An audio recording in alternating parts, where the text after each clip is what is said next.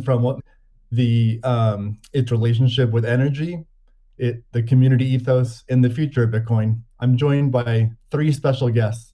The first is Cathie Wood, founder, CEO, and CIO of ARK Invest. Next is Elon Musk, techno king of Tesla and chief engineer of SpaceX. And finally, Jack Dorsey, CEO of Square and CEO of Twitter. So we have a lot to talk about today. So let's get to the talk and get right to it. I'm going to start off by asking each of you a question, which is, what's shaped and influenced your views on Bitcoin? And let's start with Cathie. Okay, Steve, thank you. Well, the first thing was our focus on disruptive innovation. So starting in 2011, Brett Winton, our director of research, who I know will be on the program later, he started talking about this thing called Bitcoin at the time. And it was a curiosity as we were doing our brainstorms in research. But as we learned more about this open source ecosystem, that might fulfill the role of the payment system that the internet neglected to build into the system, not expecting commerce. We thought, this might be something. And then I became even more interested when I realized that my economics would come into play as well here. And Art Laffer, my mentor from USC, and a monetary scholar, in 2014, I asked him if he would collaborate on a paper on Bitcoin.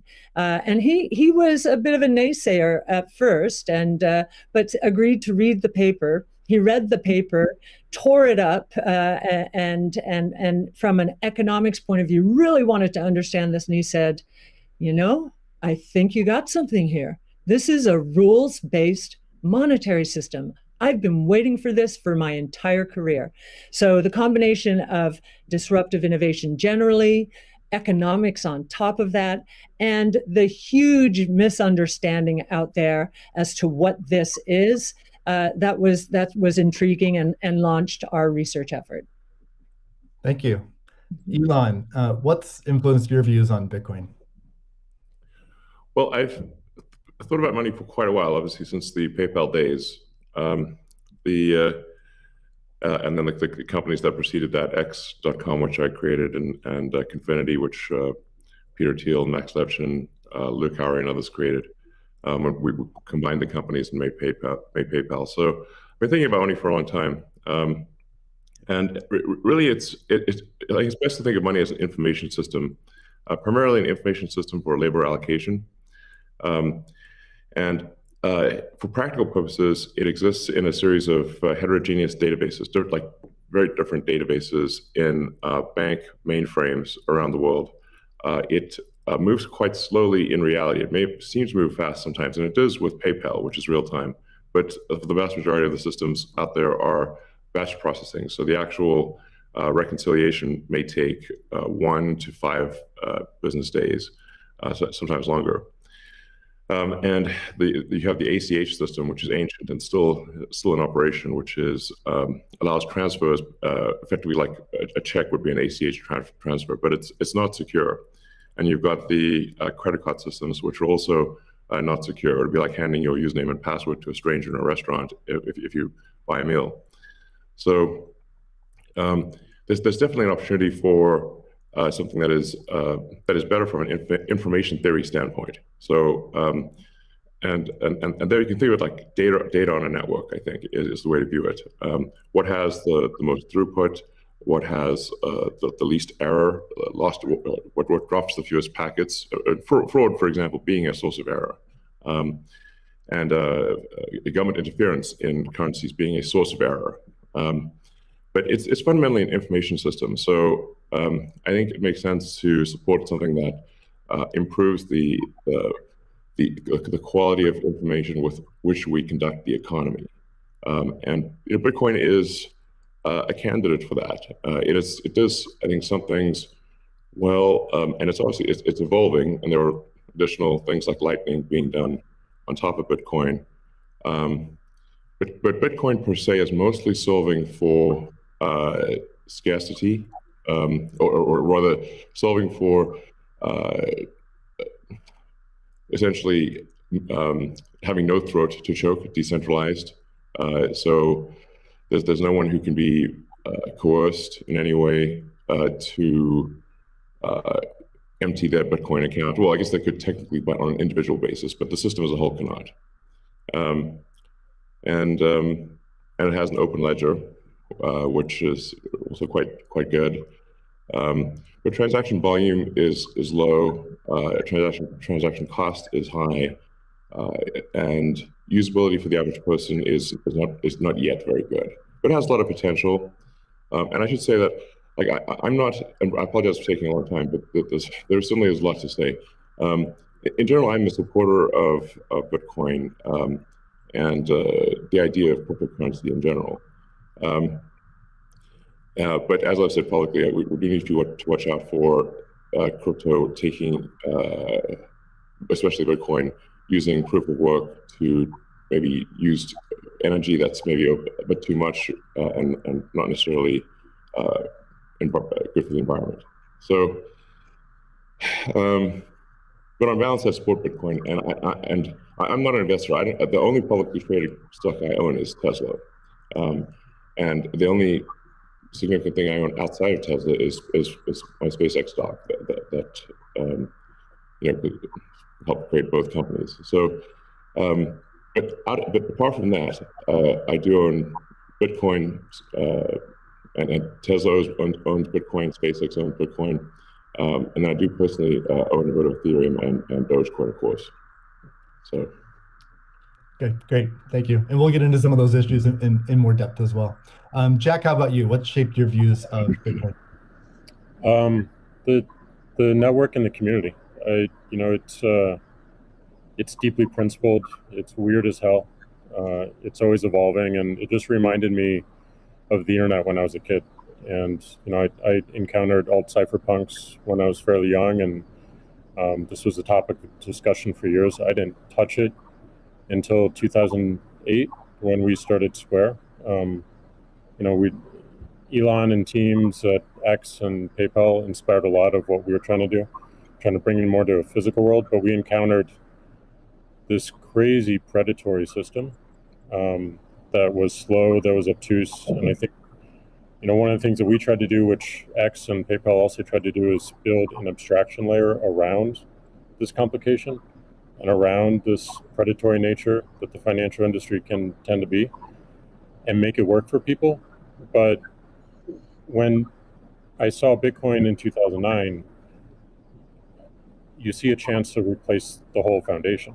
And everything that Elon was talking about in terms of ACH and the credit card networks were built with very different agendas in a very different time frame. And it's crazy that they still exist, and they have scaled, but they just are not relevant to today, and they're certainly not relevant to the future, especially when you consider the entire world and countries like Nigeria or Ghana or India, and its interconnection with countries like the United States and Canada and all over Europe.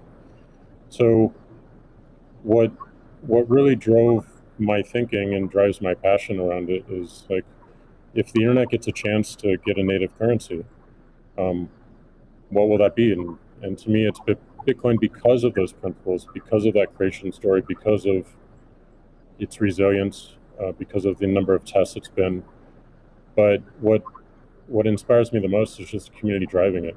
It just reminds me of the early internet. It's the only reason that I have a career, because I learned so much from people like who are building Bitcoin today, and I continue to learn in that sense, and I'm so grateful for it. So that's a good segue into the next question I'd like to ask you, Jack. Is you said before that Bitcoin changes everything. Can you speak more to that? Well, I just think that a lot of what we experience in life, when you really get down to the foundation, a lot of our monetary policies, a lot of our monetary systems cause so much distraction and so much cost. And when you get to a system where you have the potential for people to truly own it, they can verify it themselves. You don't have to have trust going in. You don't have to trust it at all. You can verify it through source code or whatever your appetite is, and that any particular person can help drive the future of it. And at the same time, it's not controlled by any state. It's not controlled by any bank. It's not controlled by any corporation. And these three parties of people who participate in the network, people who mine, and also the developers, constantly debating the correct roadmap and the way forward, is a beautiful thing. And I don't know of many other consensus-based models that have existed at that scale for this long with this amount of success. And we're still fairly early. So when, I met a woman in Ethiopia 2 years ago, and she was trying to create the lift for Ethiopia. Elon, I think I reached out to you at that time as well because she really wanted some Teslas. She still has to take paper fiat cash from her passengers and pay all of her drivers in the same way because there's no monetary system that she can utilize. There's nothing digital. And Africa as a continent is hugely interconnected from a monetary standpoint, but also hugely taxed in that same way. So a lot of the potential that I see, the internet having a native currency helps her build her business in a much faster way.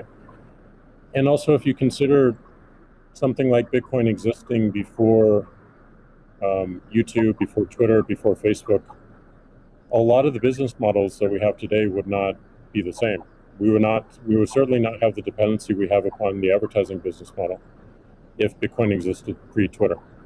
And I think the amount of business models that it enables, the amount of innovation it enables going forward, especially when you can consider the whole internet instead of going country by country by country by country, which you have to whenever you're dealing with finance, it really just opens the aperture. And that is what I want to see in my lifetime is a currency that is standard and sound for the internet that everyone can use. Great. A hallmark of Bitcoin is its fixed supply of 21 million coins. Elon referenced that earlier. It may be the first system that humans have created that humans cannot later change.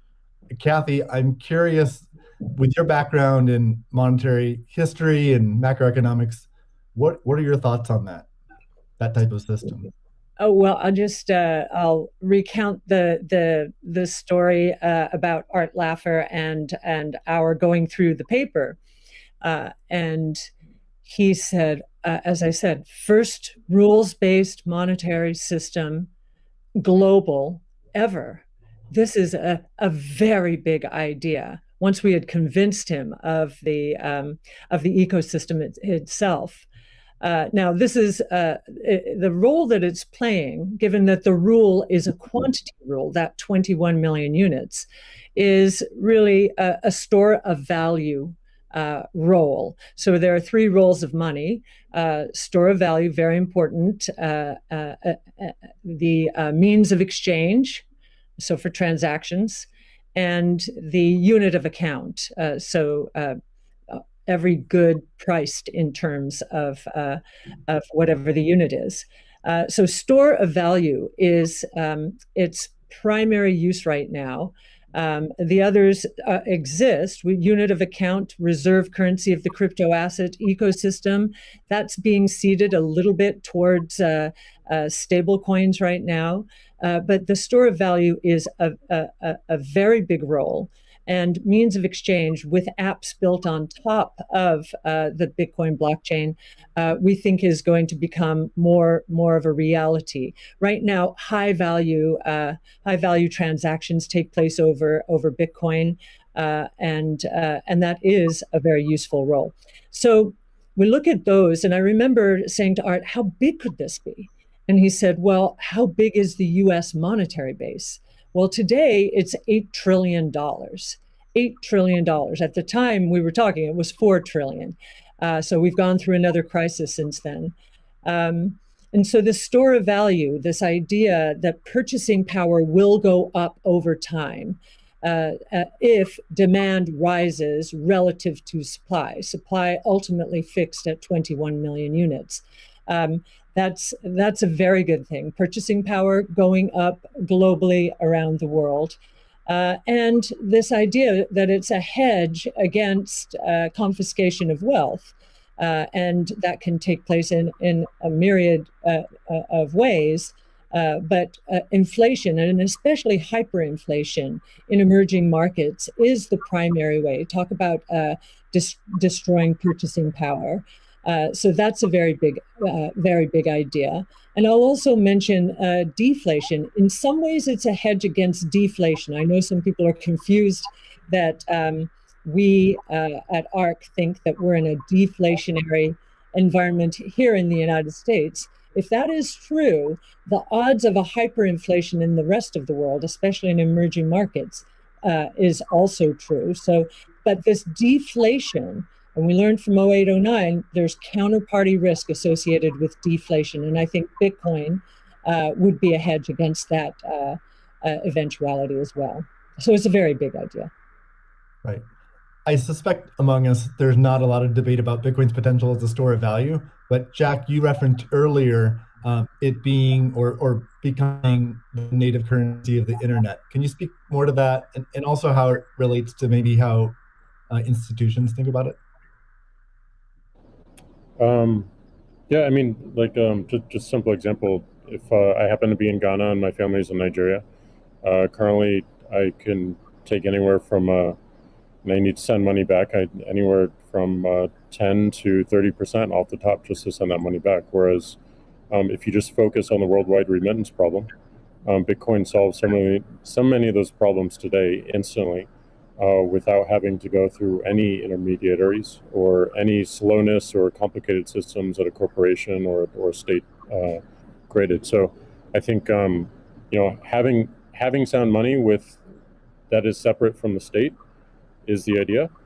Having it completely verifiable by everyone, including the state, including corporations, including individuals, including developers who want to build on top of it, is quite powerful, and that's what keeps it secure and strong.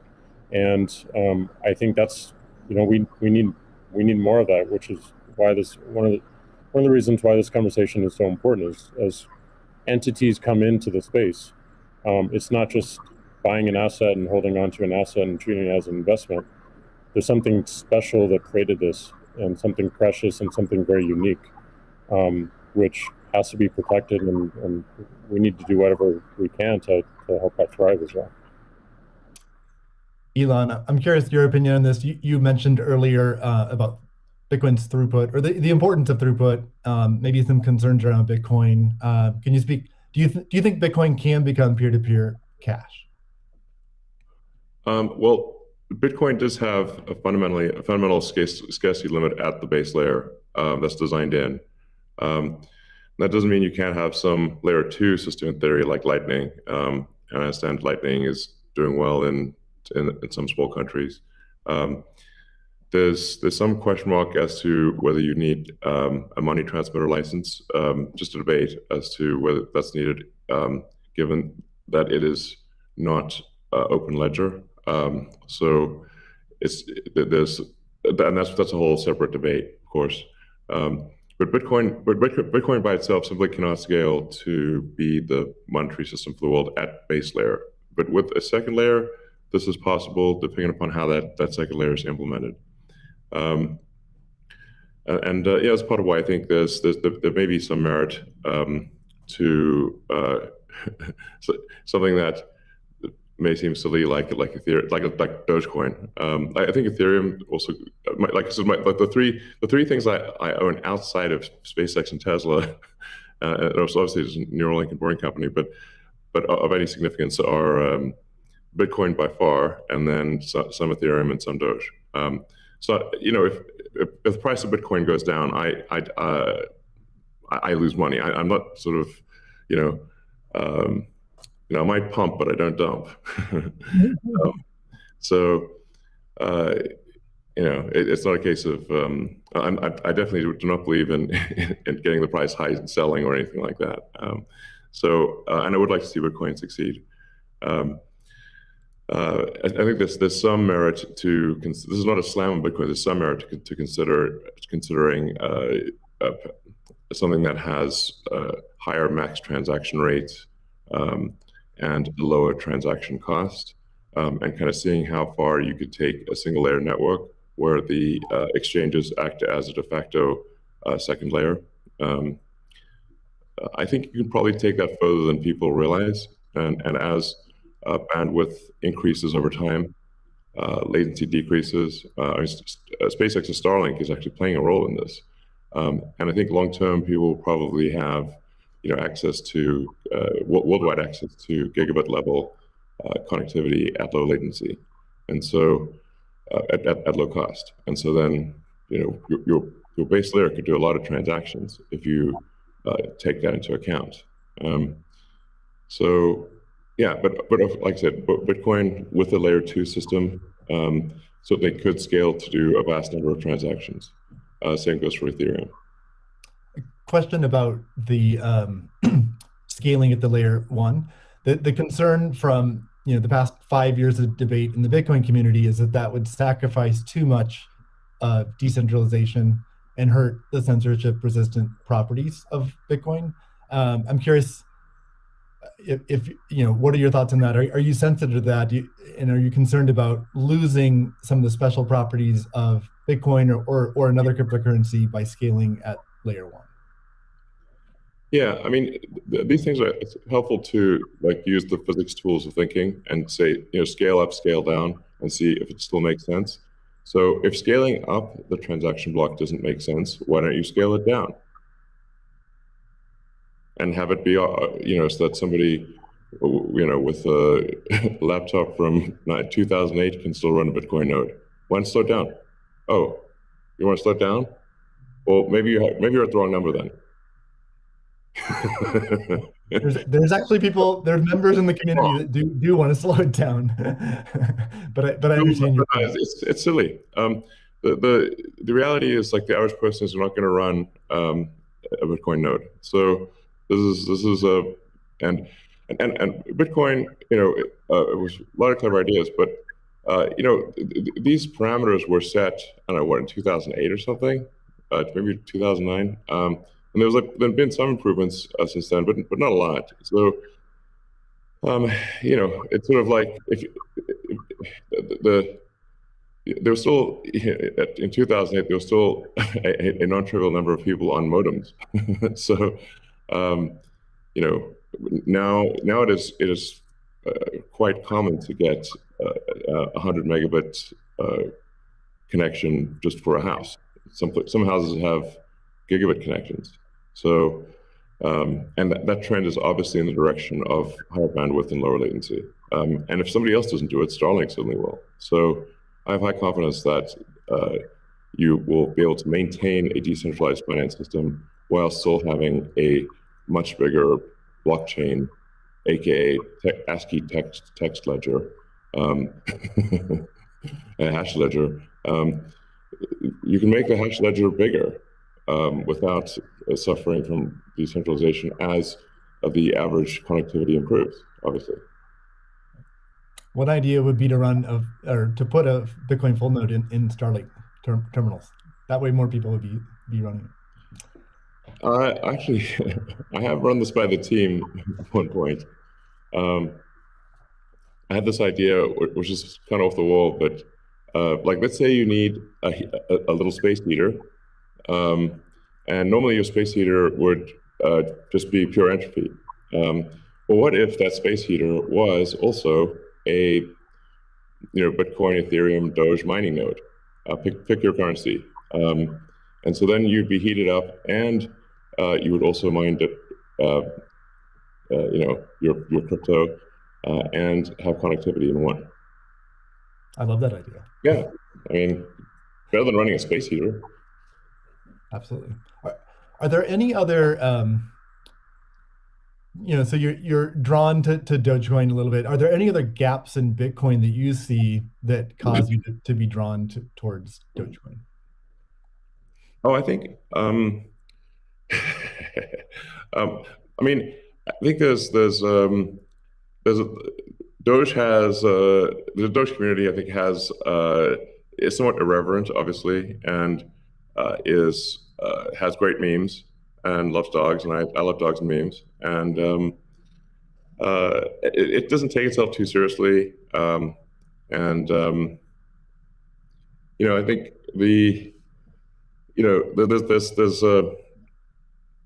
there's Occam's razor, which is the simplest answer is the most likely. It's a summary of Occam's razor. The simplest answer is the most likely one. Then there's a friend of mine came up with a variant on that the most ironic outcome is the most likely one. And then I have a variant on that, which is the most entertaining outcome is the most likely one. So if that is true, then the most ironic and entertaining outcome would be that the cryptocurrency that was started as a joke to make fun of cryptocurrencies ends up being the leading cryptocurrency. That would be the most ironic outcome. Jack, what are your thoughts on that? Is Bitcoin resilient enough to overcome that? I think it's resilient, but also I think like you find, I mean, that's what attracts me to Bitcoin in the first place is the irreverence. A lot of that just brings it forward, and at first go it makes it a little bit inaccessible, but as people get into it, it makes it more accessible and more spreadable. And I absolutely think the resilience is there. I think it's important to have fun as well. And anyway folks can express themselves. I think that goes back to the main idea of like how do we create a native currency for the internet? Anything that goes towards that path, like that's whatever wackiness or fun we can have along the way, that's going to make it a lot more enjoyable, and it's going to make a lot more people want to use it. I'd also point out there's nothing stopping someone from creating a Bitcoin wallet that's like fun and has memes, has dogs. That's possible as well. Great. Let's move on. Right now at this point. Let's move on to the next topic, which is Bitcoin and energy. It's a really hot topic that lots of people are talking about. Let's start with Elon. You've been vocal on this. You've said that. I mean, you said many things about it. You've also said that Tesla will resume payments in Bitcoin payments if the renewable energy is approximately 50% and sort of looks like it's on a positive future trend. What do you think the state of things are with respect to that? Yeah, so I do think that there appears to be a positive trend in the energy usage of Bitcoin. Actually, part of this is due to the drop in Bitcoin price. What